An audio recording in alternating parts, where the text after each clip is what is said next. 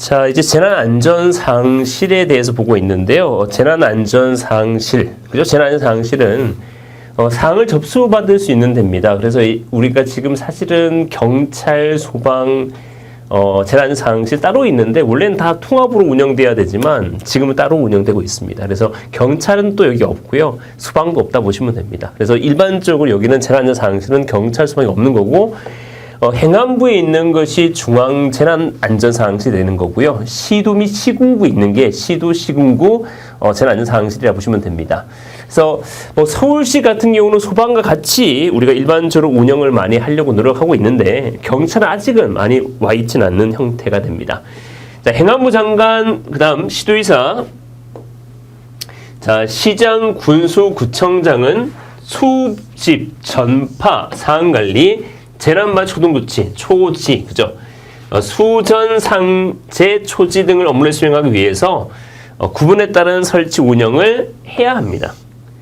행안부는 중앙이 되겠고요. 시도와 시군구는 시도와 시군구별로 두는 겁니다.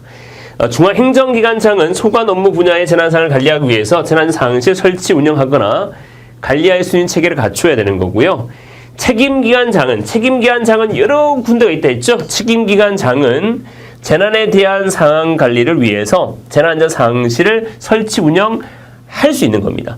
중앙과 시도와 시군구는 둬야 되는 거지만 책임기관 둘 수 있는 거죠. 책임기관이라는 건 농어촌 공사부터 해서 많이 있다 했죠.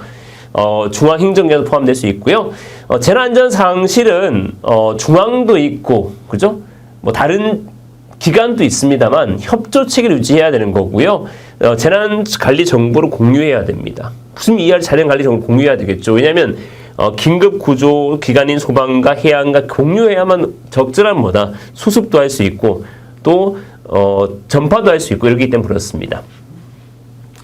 재난안전상실은 중앙재난안전상실, 다른 기관 상실과 유의적 체제를 구축해야 되겠고요. 재난관리 정보는 뭐냐면 첫 번째 지리 정보가 있고요. 지리 정보 배웠을 겁니다. 시설물 정보가 있고요. 세월호가 발생되었다면 세월호가 발생된 지리, 맹골도, 진도 앞바다, 시설물, 이 세월호 자체가 꼬꾸라질 거냐, 서 있을 거냐 이런 거고요. 그 다음 재난사항 정보입니다. 몇 명 탔냐 이런 거죠. 그 다음에 동원 가능 자원 정보. 그죠? 이 네 가지가 되는 겁니다. 동원 가능 자원 정보는 인력과 재정적인 다 얘기할 수 있는 겁니다. 자, 재난 신고가 됩니다. 자, 누구든지 재난이 발생할 징후를 발견하였을 때는 즉시 자, 그 사실 어떤 데도 신고할 수 있습니다. 시군구라든지 긴급구조기관이라든지 어떤 기관에 신고할 수 있는 겁니다. 관계행정 신고할 수 있는 겁니다. 119도 할 수 있고 112도 할 수 있는 겁니다.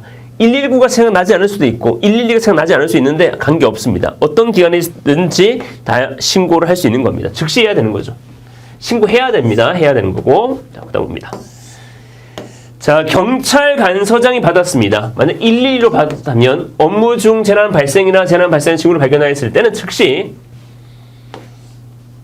시군구청장과 긴급구조기관 장에게 알려줘야 됩니다. 왜? 시군구로 알려주는 이유는 얘가 시군구 대책본부장이니까. 여기 알려주는 게 뭐냐면 소방이에요. 소방서에 알려주는 거죠. 왜?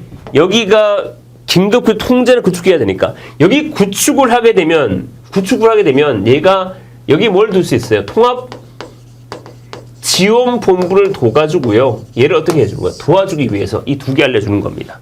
물론 긴급구 통제단은 소방에 두는 거, 소방서에 두는 거지만 통합지원본부 구축에 도와주는 거예요. 자, 신고받아 접수받은 시군구청장과 그 밖의 관계기관장은 긴급구조기관장은 그 수행하는 시군구청장에게 통보하고 응급대처 방안을 마련할 수 있도록 조치해야 됩니다. 자, 재난사항 보고 보겠습니다. 자, 재난사항 보고입니다. 시군구청장이라든지 소방서장이라든지 또 해양경찰서장이라든지 또 책임기관장이라든지 국가핵심 기반 관리하는 기관 단체장이라든지 관계없습니다.